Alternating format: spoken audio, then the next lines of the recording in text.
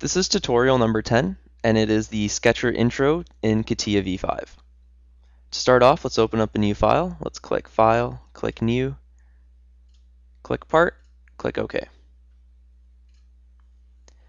Now, right now, we are in the mechanical workbench. So if you go to Start, Mechanical Design, and we're in the Part Design workbench.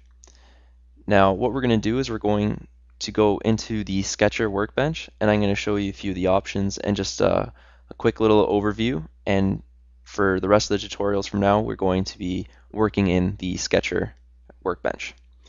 So to get into the Sketcher workbench, all you have to do is click Sketch, click a plane, and now we're into the Sketcher workbench.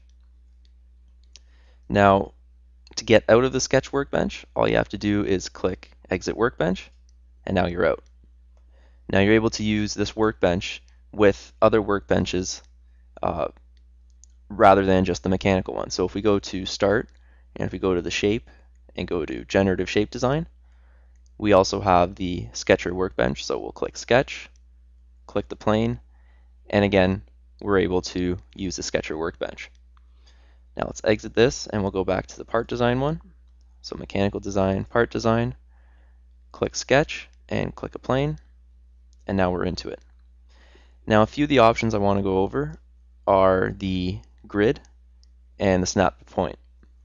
Now the grid, you're able to toggle on and off, and the grid is just like grid paper. You're able to change how many squares you have and how precise it is, and you're also able to make it snap to a point.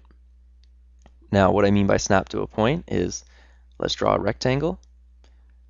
We'll start it at the middle, and you can see that I'm only able to snap it to a point of the grid. Click OK.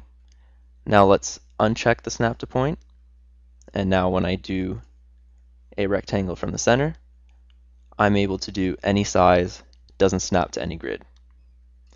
So this is an option. You're able to choose if you want to have it or not. I'm not going to use it in this tutorial. I find that snapping to a point is kind of useless.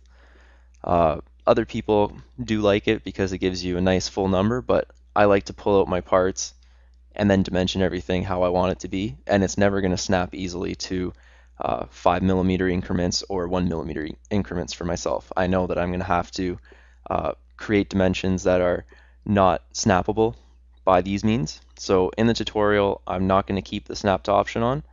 You're able and more than welcome to use the snap to point. I'm not going to use it. I'll keep the grid in the background though.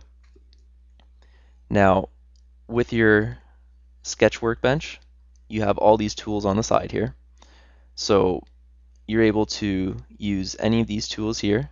If you go in, you've got your rectangle and all these different shapes that you're able to click on the Sketcher and start making sketches. You can do circles, you can do lines, it's all up to you. So in these next few tutorials, what we're going to be doing is we're going to slowly go through each of the different types of sketch options that we're able to use and all the sketch tools, so that by the end we'll have a really good understanding of the Sketcher workbench, and we can apply that when we're making our parts and part design. And this concludes our tutorial in the Sketcher workbench within SOLIDWORKS.